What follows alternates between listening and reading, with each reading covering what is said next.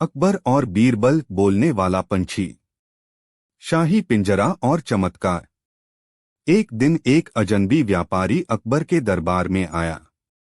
उसके हाथ में एक सुनहरे पिंजरे में एक सुंदर रंग-बिरंगा पक्षी था।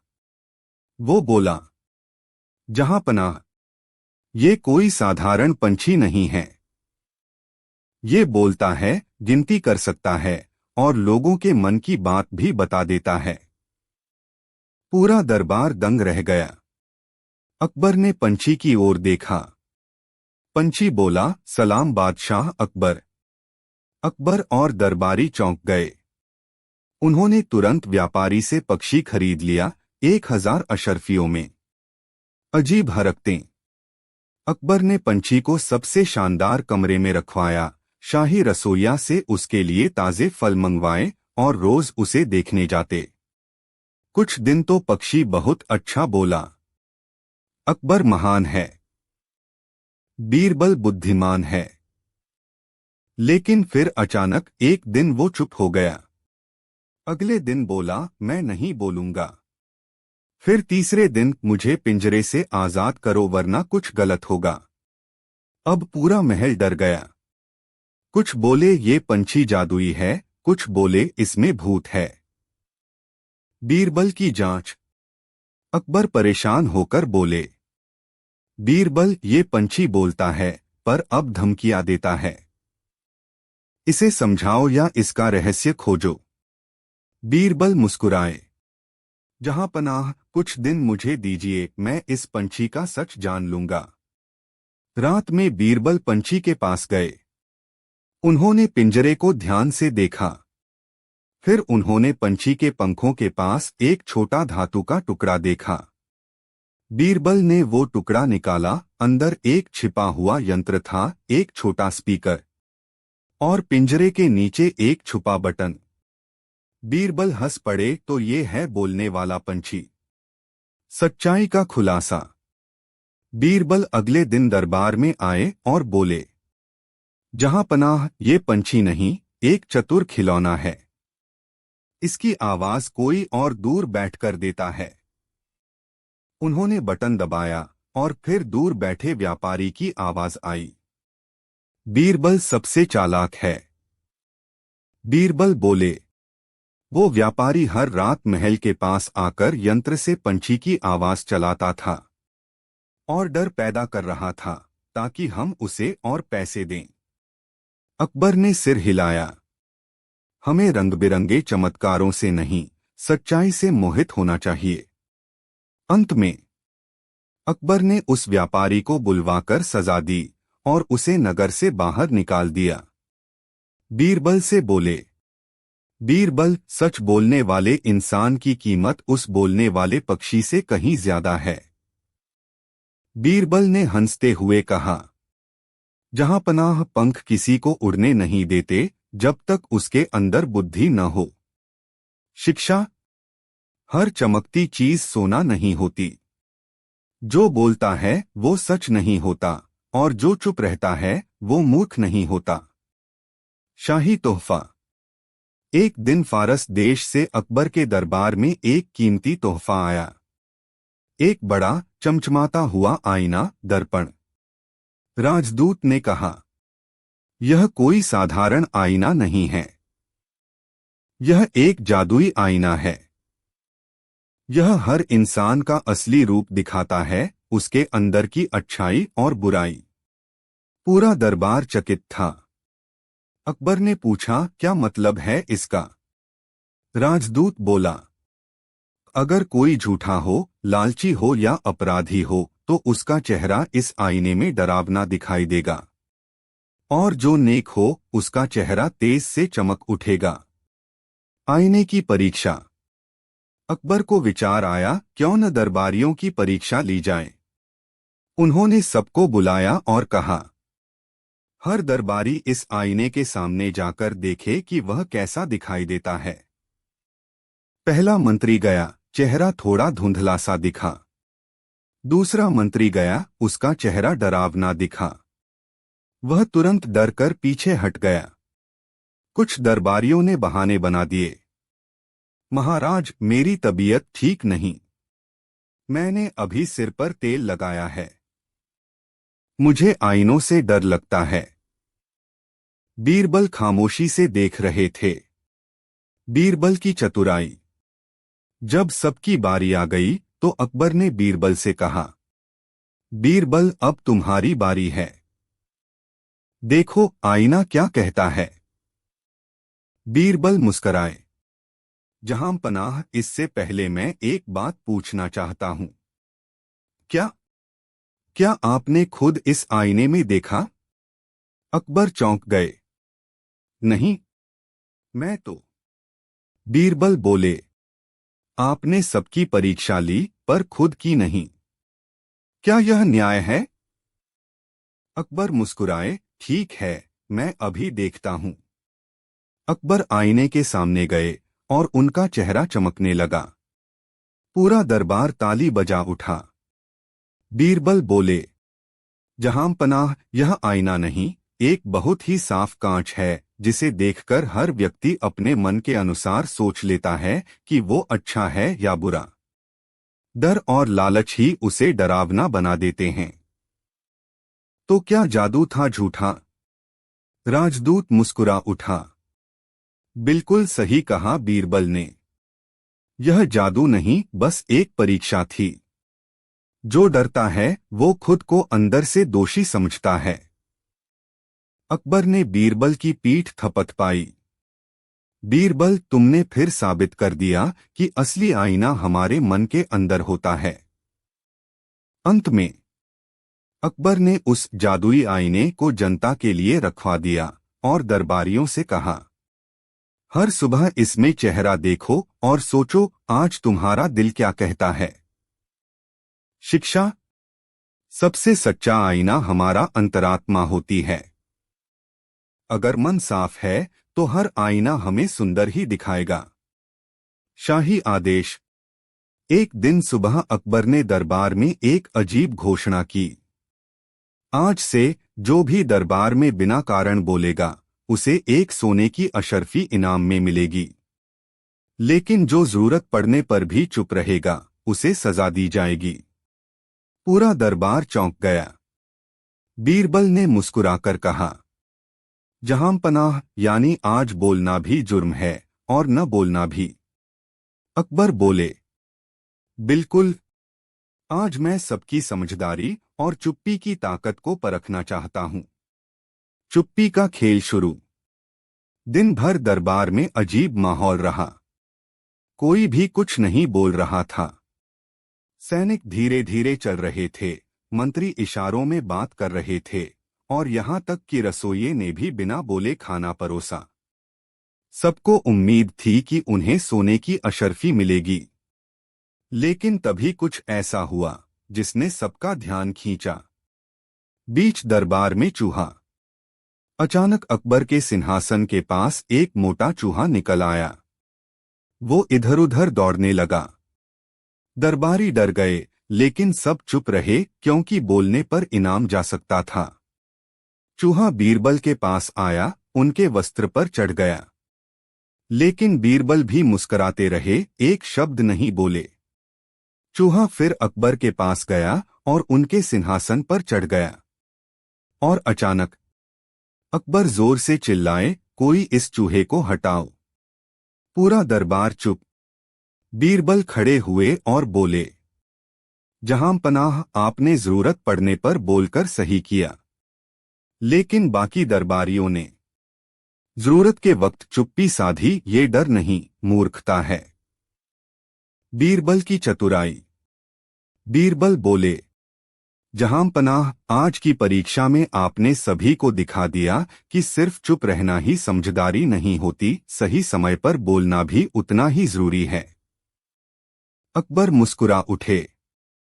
बीरबल, इसीलिए तुम मेरे सबसे बुद्धिमान मंत्री हो। तुमने मेरी परीक्षा को भी मेरी समझ में बदल दिया।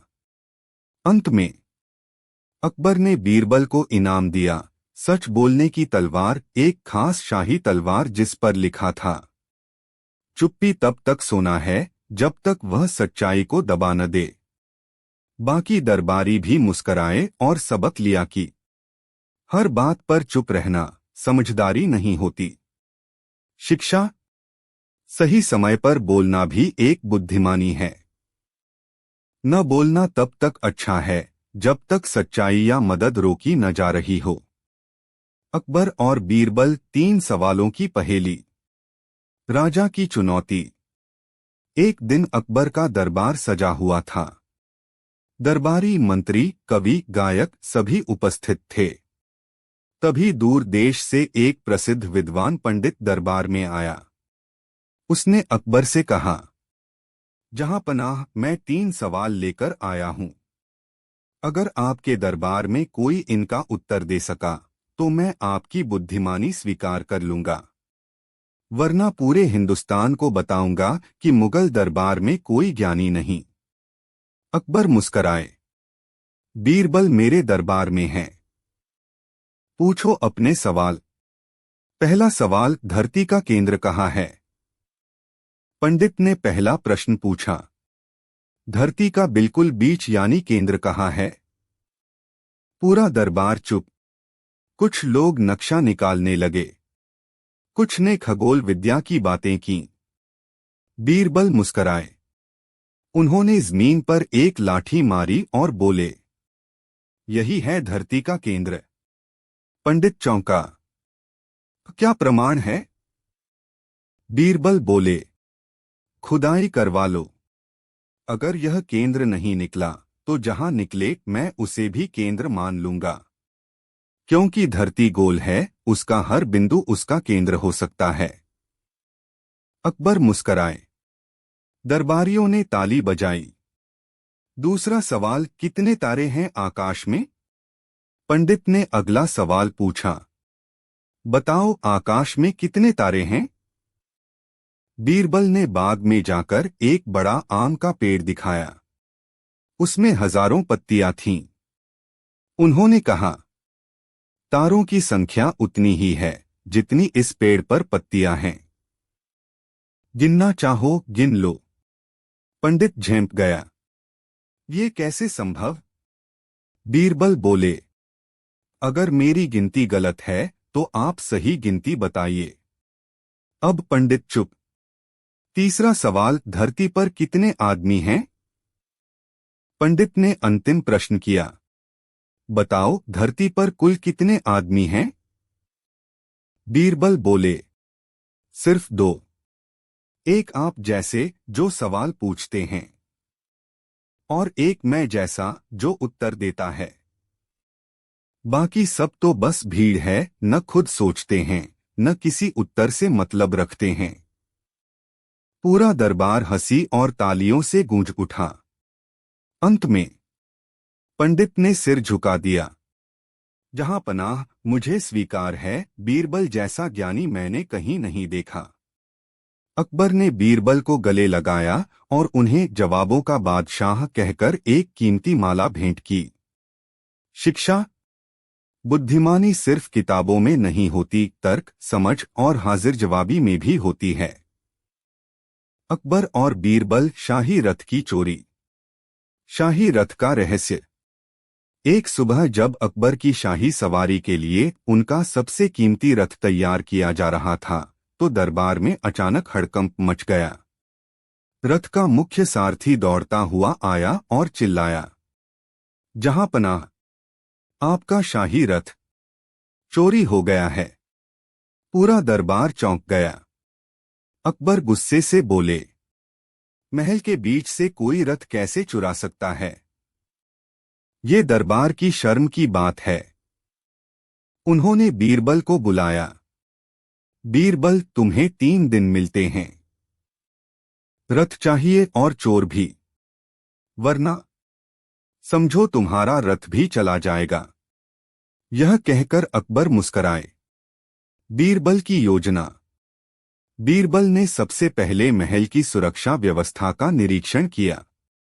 उन्होंने रथ रखने वाले कक्ष की पड़ताल की और चौकीदारों से पूछताछ की। एक खास बात पता चली। रथ रात को गायब हुआ था, लेकिन कोई आवाज किसी ने नहीं सुनी। बीरबल को शक हुआ चोरी किसी भीतर के व्यक्ति की है। उन्होंने राजा से कहा, जहांपनाह, मुझे एक दिन के लिए सभी कर्मचारियों की एक सूची और एक कमरा चाहिए जिसमें सबको एक एक कर बुला सकूं। चोर को पकड़ने की चाल। बीरबल ने सब नौकरों और पहरेदारों को बुलाकर कहा, कल रात रथ जिस किसी ने चुराया है उसके हाथों पर आज भी रथ के घोड़े की गंध लगी होगी। फिर उन्होंने एक चतुर युक्ति अपनाई। एक कटोरी में खास जड़ी बूटियों का तेल रखवाया और कहा, जिसके हाथों में ये गंध नहीं होगी वही चोर होगा, क्योंकि वह जानबूझकर हाथ नहीं डालेगा। बारी बारी सबने अपने हाथ कटोरी में डाले, लेकिन एक आदमी मुख्य दरबान पीछे खड़ा रहा। बीरबल चिल्लाए, चोर यही है। सच का खुलासा। दरबान का पता हुआ बोला, महाराज, मैंने चोरी नहीं की, रथ को छुपाया है। बीरबल बोले, बिल्कुल, क्योंकि तुमने हाथ नहीं डाला, जिससे सिद्ध हो गया कि तुमने चोर होने के डर से बचने की कोशिश की। दरबान ने बताया कि शाही रथ को उसने महल के पीछे की सूखी झील में गाड़ दिया था, ताकि बाद में रात के अंधेरे में चुपचाप बेच दे। न्याय और पुरस्कार। अकबर ने दरबान को कड़ी सजा दी और बीरबल से कहा, अगर तुम्हें मैं खो देता तो वो मेरी सबसे बड़ी चोरी होती। बीरबल मुस्कराए, जहां पनाह, जो चीज खो जाए वो मिल सकती है, पर बुद्धि खो जाए तो सारा राज्य खो सकता है। शिक्षा। चोरी सिर्फ चीजों की नहीं होती, भरोसे और जिम्मेदारी की भी होती है। बीरबल हमें सिखाते हैं कि चतुराई और धैर्य से सबसे बड़ा अपराध भी सुलझाया जा सकता है। अकबर और बीरबल, टूटे हुए मंदिर की गूंज। भाग एक, रहस्यमय खबर। एक दिन दरबार में एक अजीबोगरीब खबर आई। राजधानी से कुछ ही कोस दूर एक पुराना टूटा फूटा मंदिर था, जहां रात को किसी के रोने की आवाजें आती थीं। गांव वाले डरे हुए थे। उनका मानना था कि वहां कोई आत्मा बसी है जो हर रात किसी बात का शोक मनाती है। कई लोगों ने वहां जाकर देखने की कोशिश की, पर डर के मारे भाग खड़े हुए। यह खबर सुनकर सम्राट अकबर चिंतित हो गए। उन्होंने तुरंत बीरबल को बुलाया। बीरबल, अकबर ने कहा, यह क्या तमाशा है? एक टूटा हुआ मंदिर और आत्मा की आवाजें? हमें इस रहस्य को सुलझाना होगा। बीरबल मुस्कराए, जहां अंधविश्वास होता है वहां कोई न कोई स्वार्थ छिपा होता है। अनुमति दें तो मैं वहां जाकर जांच कराऊं। अकबर ने सहमति दे दी और बीरबल एक सैनिक दल के साथ उस गांव की ओर रवाना हो गए। भाग 2, मंदिर का मुआयना। गांव में पहुंचते ही बीरबल ने लोगों से बात की। सभी डर के साए में थे। एक बूढ़ा किसान बोला, बाबा, रात को उस मंदिर से किसी स्त्री के रोने की आवाज आती है। पहले वहां देवी का मंदिर था, पर वर्षों पहले भूकंप से उसका एक हिस्सा गिर गया था। तब से वहां कोई नहीं जाता। बीरबल ने मंदिर की स्थिति का जायजा लिया। मंदिर सच में पुराना था, उसका एक हिस्सा गिर चुका था और उसमें घना सन्नाटा पसरा था। बीरबल ने योजना बनाई कि वह रात को मंदिर में छिपकर खुद देखेंगे। भाग 3, आधी रात की आवाज। रात होते ही बीरबल और 2 सैनिक मंदिर में छिप गए। चारों ओर सन्नाटा था। अचानक आधी रात को मंदिर के भीतर से धीमे धीमे किसी के रोने की आवाज आई। वह आवाज दर्दनाक थी, मानो कोई अपना सब कुछ खो चुका हो। पर बीरबल ने डरने के बजाय ध्यान से उस दिशा की पहचान की जिधर से आवाज आ रही थी। वे धीरे धीरे उस ओर बढ़े। तभी एक परछाई दिखाई दी। एक व्यक्ति औरत की आवाज में रो रहा था। बीरबल चुपचाप उस तक पहुंचे और फुर्ती से उसे पकड़ लिया। तू कौन है और क्यों लोगों को डराता है? बीरबल ने पूछा। वह व्यक्ति कांपते हुए बोला, मुझे क्षमा करें, मैं एक पुराना व्यापारी हूँ, इस गांव से ही हूँ। और यह सब नाटक क्यों? बीरबल ने पूछा। भाग 4 लालच का भेद। व्यापारी ने सिर झुकाते हुए कहा, इस मंदिर के नीचे एक पुराना तहखाना है जिसमें बहुत पुराना खजाना छिपा है। मेरे दादा ने बताया था कि वहां कुछ मूर्तियां और सोने के आभूषण हैं। पर अगर लोग वहां आते तो खजाना मुझे नहीं मिल पाता। इसलिए मैंने रोने की आवाजें निकालनी शुरू की ताकि लोग डर जाएं और मंदिर खाली रहे। बीरबल मुस्कराए, असत्य का सहारा लेकर सत्य कभी नहीं मिलता। बीरबल ने मंदिर की खुदाई करवाकर तहखाने को खोज निकाला। उसमें सचमुच कुछ पुरानी मूर्तियां और शाही धरोहरें थीं। बीरबल ने उसे दरबार में भिजवाया। भाग 5 दरबार में न्याय। अगले दिन दरबार में बीरबल ने सारी बात बताई और उस व्यापारी को भी पेश किया गया। अकबर ने पूछा, तुमने डर फैलाकर लोगों की धार्मिक आस्था के साथ छल किया है। तुम्हें क्या सजा दी जाए? बीरबल ने कहा, जहां मूर्तियां थीं, वहां डर का तमाशा चल रहा था। अब वही व्यक्ति उनकी रक्षा करेगा। बीरबल ने व्यापारी को मंदिर की सेवा और सुरक्षा की जिम्मेदारी सौंपी, साथ ही आदेश दिया कि वह गांव वालों के बीच सत्य की शिक्षा फैलाए। अकबर ने बीरबल की बुद्धिमत्ता की प्रशंसा की। तुमने न केवल रहस्य सुलझाया बल्कि धार्मिक भावनाओं की रक्षा भी की। निष्कर्ष, तब से वह मंदिर फिर से पूजा का स्थान बन गया। गांव वाले बीरबल की सराहना करते नहीं थकते थे। बीरबल की समझदारी ने फिर से यह सिद्ध कर दिया कि बुद्धि और साहस से कोई भी अंधविश्वास मिटाया जा सकता है। अकबर और बीरबल, रहस्यमय कुएं की गूंज। एक समय की बात है, अकबर के राज्य में एक छोटा सा गांव था, गूंजपुर। यह गांव अपने एक पुराने और गहरे कुएं के लिए प्रसिद्ध था। लेकिन यह कोई साधारण कुआं नहीं था। लोगों का मानना था कि उस कुएं से किसी अदृश्य आत्मा की आवाजें आती हैं। कई लोग कहते थे, जो भी उस कुएं से सवाल करता है उसे जवाब मिलता है, वो भी गूंजती हुई रहस्यमय आवाज में। अध्याय 1 गूंजपुर की शिकायत। एक दिन गांव के कुछ बुजुर्ग बीरबल के पास आए। बीरबल जी, एक बुजुर्ग बोला, हमारे कुएं में कुछ गड़बड़ है। हम कुछ पूछते हैं तो आवाज गूंजकर उत्तर देती है, पर हाल ही में वो हमें डरा रही है। एक लड़के ने पूछा, क्या मैं राजा बनूंगा? और कुएं ने जवाब दिया, हाँ, तू राजा बनेगा, लेकिन मौत के बाद। बीरबल चौंके। उन्होंने अकबर को सब बताया। अकबर हंसे। बीरबल, कहीं तुम भी डर तो नहीं गए? बीरबल मुस्कराए, जहां पनाह, डरता मैं नहीं, लेकिन सोचता जरूर हूं। क्यों न हम खुद गांव चलें और इस रहस्य का पता लगाएं। अध्याय 2 सम्राट गांव में। अकबर और बीरबल गूंजपुर पहुंचे। गांव वालों ने स्वागत किया। बीरबल ने कुएं के पास जाकर कहा, हे रहस्यमय आत्मा, क्या तुम यहां हो? कुछ पल बाद कुएं से आवाज आई, मैं यहां हूं। अकबर चौंक उठे, लेकिन बीरबल जरा भी नहीं डरे।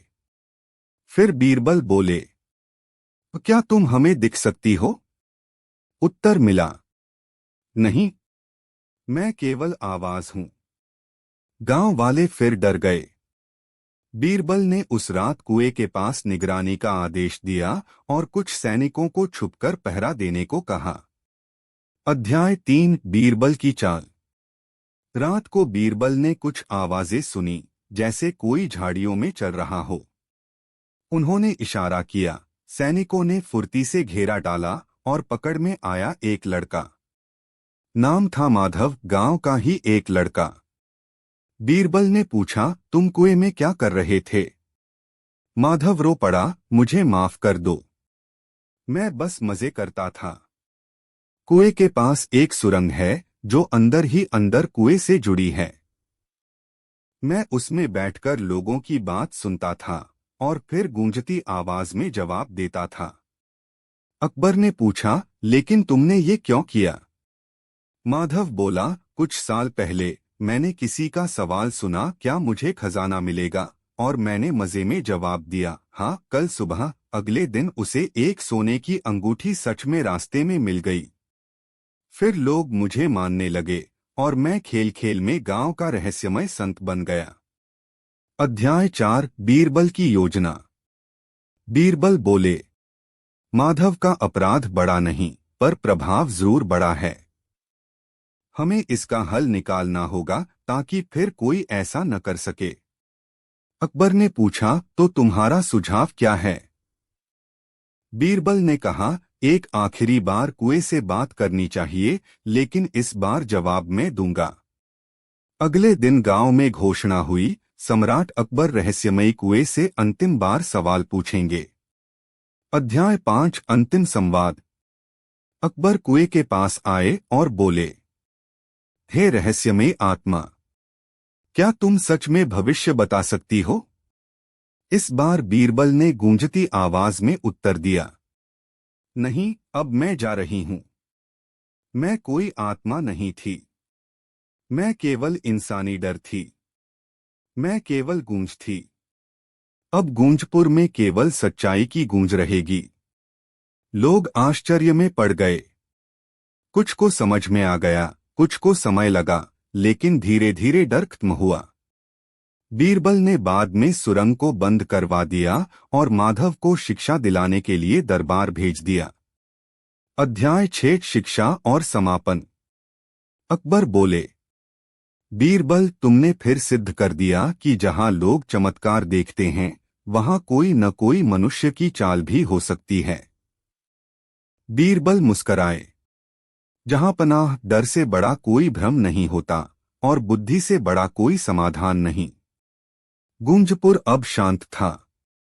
लोगों ने डर की जगह विश्वास को अपनाया। कुएं अब भी गूंजता था, लेकिन केवल पानी खींचने की आवाजों से। सीख, डर और भ्रम अक्सर इंसान को अंधविश्वास में फंसा देते हैं, लेकिन विवेक, सवाल पूछना और तर्क ही वो उपाय हैं जो सच को उजागर करते हैं।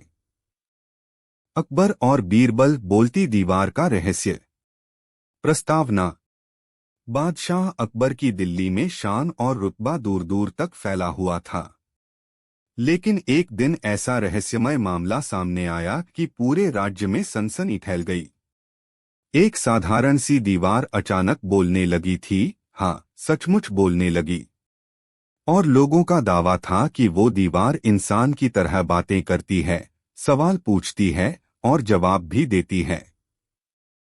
रहस्यमय शुरुआत।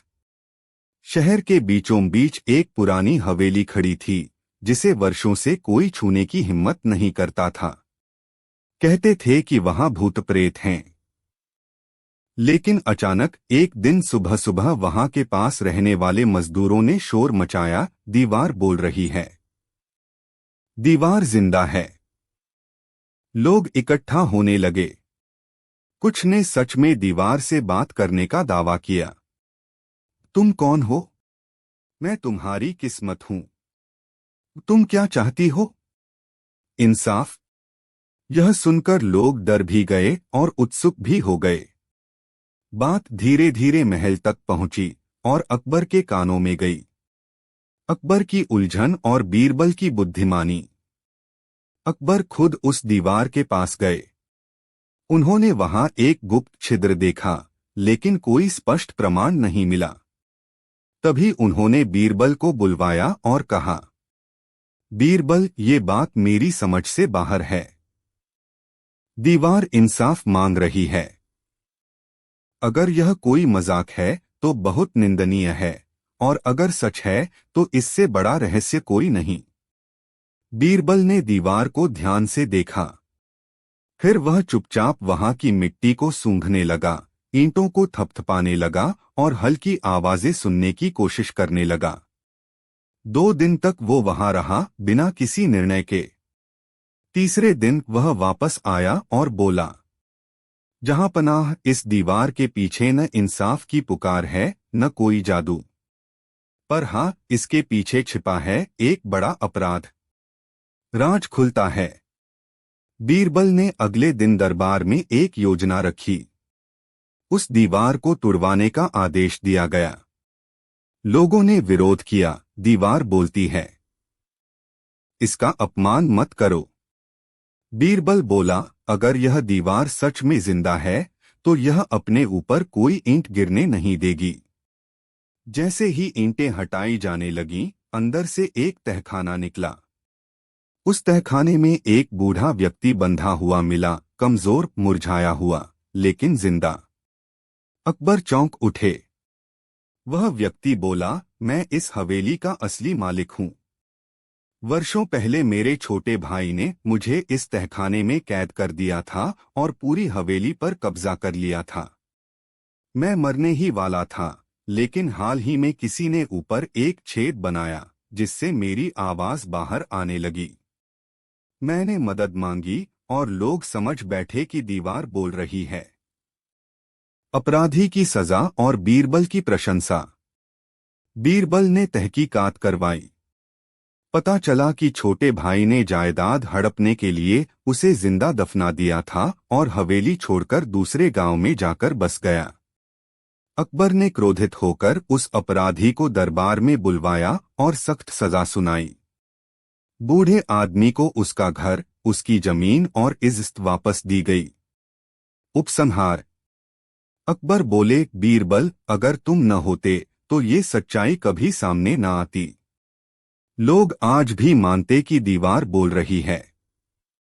बीरबल मुस्कराया और बोला, जहां पनाह, दीवारें खुद नहीं बोलती, लेकिन अन्याय की चीखें कभी चुप नहीं रहती। हमें बस उन्हें सुनने की समझ होनी चाहिए। सीख। इस कहानी से ये सीख मिलती है कि झूठ कितना भी परतों में छिपा हो, सच्चाई किसी न किसी रूप में बोल ही पड़ती है, कभी किसी दीवार की दरार से तो कभी किसी छेद से निकली आवाज बनकर। अकबर और बीरबल खामोश गवाह की गवाही। प्रस्तावना। बादशाह अकबर का दरबार न्यायप्रियता और बुद्धिमत्ता के लिए प्रसिद्ध था। वहां छोटे बड़े सभी मामलों का फैसला गहराई और ईमानदारी से होता था। लेकिन एक दिन ऐसा मामला दरबार में आया जहां कोई गवाह नहीं था, कोई सबूत नहीं था, सिर्फ एक खामोश वस्तु थी जिसे बीरबल ने गवाही के लिए बुलाया। मामले की शुरुआत। एक गरीब बढ़ी रोते हुए दरबार में आया और बोला, हुजूर, मेरी बनाई सबसे कीमती लकड़ी की अलमारी एक अमीर साहूकार ने मोलभाव कर खरीदी थी, लेकिन अब कहता है कि उसने कभी कुछ नहीं लिया। मेरी मेहनत, मेरी कला सब चुरा ली गई। साहूकार दरबार में बुलाया गया। उसने कहा, जहां पनाह, मैंने कोई अलमारी नहीं ली। बड़ी झूठ बोल रहा है। कोई सबूत हो तो पेश करे। अकबर ने अन्य गवाहों से पूछताछ की, लेकिन कोई प्रत्यक्षदर्शी नहीं था। सब कुछ शब्दों पर टिका था। अकबर ने बीरबल की ओर देखा। बीरबल, क्या तुम सच्चाई का पता लगा सकते हो? बीरबल की योजना। बीरबल ने बढ़ी से पूछा, तुमने अलमारी में कुछ खास बनाया था? बढ़ी बोला, हाँ हुजूर, उसका पिछला भाग थोड़ा खोखला छोड़ा था ताकि उसमें छुपाकर कुछ रखा जा सके, लेकिन किसी को बताया नहीं था। बीरबल मुस्कराया और अकबर से बोला, जहां पनाह, अगर इजाजत हो तो मैं उस अलमारी से गवाही दिलवाना चाहता हूं। सब हैरान। अलमारी गवाही देगी? अद्भुत प्रयोग। बीरबल ने ऐलान किया, शहर के सभी लोगों को ऐलान कर दिया जाए कि जो भी इस अलमारी को छुएगा और झूठ बोलेगा, उसकी हथेली पर गर्मी महसूस होगी। अलमारी में सच्चाई पहचानने की ताकत है। अगले दिन दरबार में एक पर्दा लगाया गया। उसके पीछे अलमारी रखी गई। एक एक कर सभी को अंदर भेजा गया, बढ़ी, साहूकार और गवाह। हर व्यक्ति को कहा गया, अलमारी को छूकर कहो क्या तुमने इसे लिया या नहीं। जब सभी बाहर आ गए, बीरबल ने सभी के हाथों की हथेलियां जांची। सिर्फ साहूकार की हथेली पर हल्की सी राख का असर नहीं था। बाकी सबके हाथों पर अलमारी की लकड़ी की धूल लगी थी। बीरबल बोला, जहां पनाह, सच्चा वही हो सकता है जिसने अलमारी को छुआ हो। लेकिन साहूकार ने डर के मारे उसे छुआ ही नहीं, क्योंकि उसे डर था कि कहीं सच में कोई चमत्कार न हो जाए। यही उसका अपराध साबित करता है। सच सामने आता है। साहूकार चुप हो गया। कुछ ही पलों बाद उसने सिर झुका लिया और कबूल किया, हाँ, मैंने ही अलमारी ली थी। सोचा सबूत नहीं होगा तो झूठ बोलकर बच जाऊंगा। अकबर ने उसे सजा दी और बढ़ी को उसका मेहनताना, सम्मान और शाही पुरस्कार दिया। उपसंहार। अकबर बोले, बीरबल, तुमने एक खामोश अलमारी से गवाही दिलाकर हमें सच्चाई दिखा दी। बीरबल मुस्कराकर बोला, जहां पनाह, जब इंसान बोलना बंद कर दे तब चीजें खुद बोलने लगती हैं, बस उन्हें सुनने की समझ चाहिए। सीख। सच्चाई कभी छुपती नहीं। कभी कभी वह खामोश होती है, लेकिन अगर बुद्धि से काम लिया जाए तो वह भी चीखकर सामने आ जाती है। अकबर और बीरबल, पगड़ी में छिपा न्याय। अकबर का दरबार हमेशा न्याय और चतुराई के लिए प्रसिद्ध था, पर इस बार दरबार में आई एक महिला ने पूरे साम्राज्य को चौंका दिया। वह न कोई रानी थी, न कोई राजकुमारी, बस एक साधारण गांव की महिला, लेकिन उसकी बातों ने अकबर को सोचने पर मजबूर कर दिया। यह कहानी उसी साहसी महिला की है और बीरबल की चतुराई की, जिसने महिलाओं के आत्मसम्मान को नया मुकाम दिलाया। दृश्य एक। दरबार में आई अनोखी फरियाद। एक दिन दरबार में एक बुर्का पहने महिला आई। उसने दरबार के सामने सिर झुकाकर कहा, जहां पनाह, मैं न्याय मांगने आई हूं, बदला नहीं। मेरा नाम सुभद्रा है। गांव वालों ने मेरे पति को मृत मानकर मेरी जमीन हड़प ली और मुझे अपशगुनी कहकर समाज से बाहर कर दिया, जबकि मेरा पति जीवित है, पर किसी ने उसकी बात नहीं सुनी। अकबर ने गहरी निगाह से देखा और कहा, क्या प्रमाण है तुम्हारे पास? सुभद्रा, केवल मेरी सच्चाई और मेरे माथे की पगड़ी। पूरा दरबार हंस पड़ा, औरत और पगड़ी। लेकिन बीरबल नहीं हंसे। दृश्य दो। बीरबल का संदेह। बीरबल ने अकबर से कहा, जहां पनाह, अगर आज पगड़ी एक पुरुष का गौरव है, तो क्या वह सत्य और सम्मान का प्रतीक नहीं हो सकती किसी स्त्री के लिए भी? अकबर ने सिर हिलाया। ठीक है, 3 दिन में सच सामने लाओ बीरबल। अगर सुभद्रा झूठी निकली तो उसे कारावास मिलेगा। दृश्य 3। गांव की जांच। बीरबल वेश बदलकर उसी गांव पहुंचे जहां सुभद्रा रहती थी। गांव के लोग हंसते हुए बोले, वो पगड़ी वाली पगली। उसका पति तो जंगल गया और लौटा नहीं। वो अब बस हमारे खेत पर दावा करती है।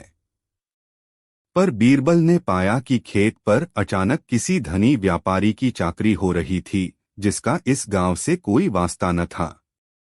उन्होंने गांव की बुजुर्ग महिलाओं से बात की। एक चुपचाप बोली, सुभद्रा झूठ नहीं बोलती। उसका पति हरिराम लौट आया था, पर गांव के जमींदार ने उसे पागल घोषित करवा दिया। दृश्य 4। जंगल की गूंज। बीरबल ने रात जंगल में एक टेंट लगाया और वहां हरिराम को ढूंढा। आखिर एक गुफा में उन्होंने एक कमजोर, थरथराते आदमी को देखा, जो हर शब्द में सुभद्रा का नाम ले रहा था। बीरबल, तुम हरिराम हो? हरिराम, हाँ। पर मेरी आवाज कोई नहीं सुनता। मेरी पत्नी ने कहा था, अगर कोई मेरा नाम जंगल में भी पुकारेगा तो मैं आ जाऊंगी। बीरबल की आंखें भीग गईं। दृश्य 5। दरबार में न्याय का दिन। बीरबल हरिराम को लेकर दरबार पहुंचे। सुभद्रा दूर खड़ी थी, अपने माथे पर पगड़ी बांधे। बीरबल, जहां पनाह, इस महिला की पगड़ी सिर्फ कपड़ा नहीं, उसकी लड़ाई का प्रतीक है। आज मैं कहता हूं, यह पगड़ी उसे न्याय दिलवाएगी। हरिराम सामने आया। पूरे दरबार में सन्नाटा। अकबर, तो गांव के लोग झूठ बोले। और तुम सुभद्रा, तुमने समाज से लड़कर अपने पति को बचाया। सुभद्रा, नहीं जहांपनाह, मैंने सिर्फ अपना अधिकार मांगा, जो हर स्त्री को मिलना चाहिए, सुनने का, समझने का और सहने का नहीं। दृश्य 6, बादशाह का ऐलान। अकबर, आज से यह आदेश है, कोई भी महिला अगर अन्याय के विरुद्ध आवाज उठाए तो उसे संरक्षण मिलेगा। यदि कोई पुरुष झूठी अफवाहों से स्त्री का सम्मान छीने तो उसे दंड मिलेगा। और सबसे बड़ी बात, समाज पगड़ी को केवल पुरुषों की शान न माने, बल्कि उसे सत्य और साहस का प्रतीक समझे, चाहे वह किसी के भी सिर पर हो। अकबर ने खुद आगे बढ़कर सुभद्रा के माथे की पगड़ी को अपने हाथ से ठीक किया। आज यह पगड़ी सच्चाई और सम्मान की मिसाल है। उपसंहार। बीरबल मुस्कराए। जहांपनाह, कुछ औरतें शस्त्र लेकर नहीं चलती, पर उनका आत्मबल हर तलवार से भारी होता है। और जब वे पगड़ी बांधती हैं तो समाज को झुकना पड़ता है। शिक्षा। यह कहानी हमें सिखाती है कि महिलाओं की गरिमा किसी सामाजिक नियम से नहीं, उनके साहस और सच्चाई से बनती है। जब वे अपने हक के लिए खड़ी होती हैं तो पूरा समाज बदलने को मजबूर हो जाता है। अकबर और बीरबल, बोलती दीवार का रहस्य। प्रस्तावना। बादशाह अकबर की दिल्ली में शान और रुतबा दूर दूर तक फैला हुआ था। लेकिन एक दिन ऐसा रहस्यमय मामला सामने आया कि पूरे राज्य में सनसनी फैल गई।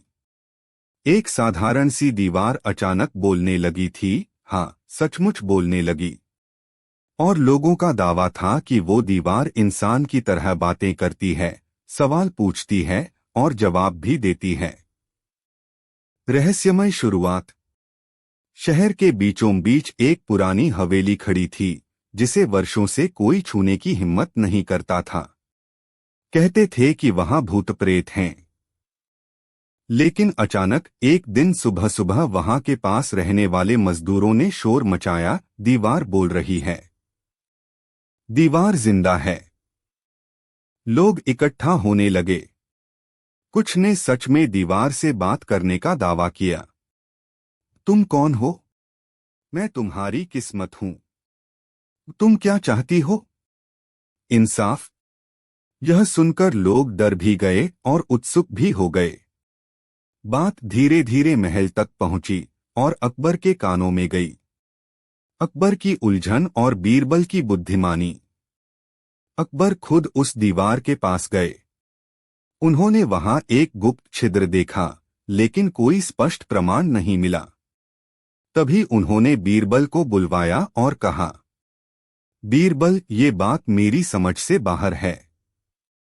दीवार इंसाफ मांग रही है।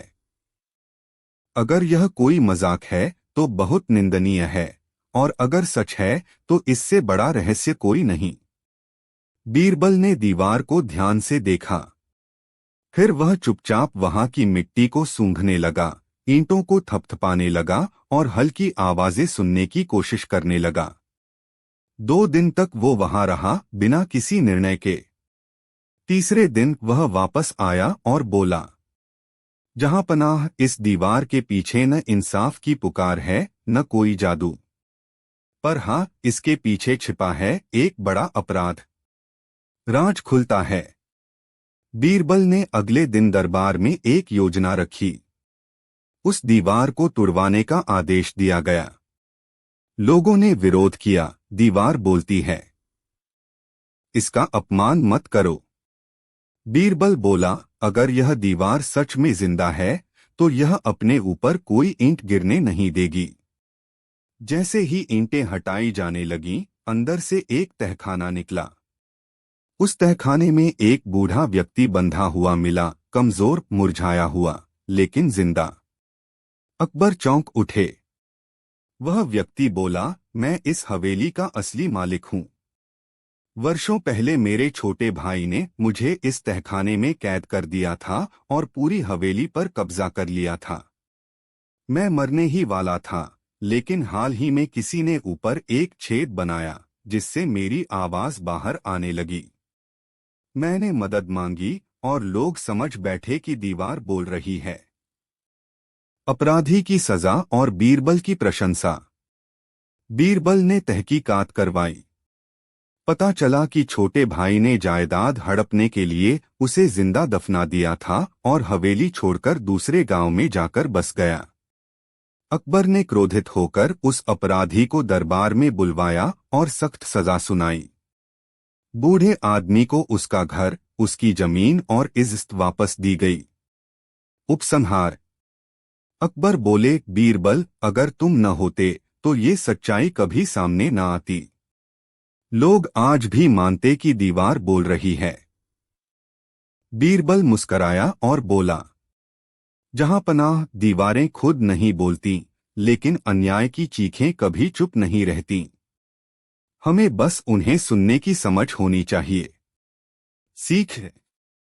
इस कहानी से ये सीख मिलती है कि झूठ कितना भी परतों में छिपा हो, सच्चाई किसी न किसी रूप में बोल ही पड़ती है, कभी किसी दीवार की दरार से तो कभी किसी छेद से निकली आवाज बन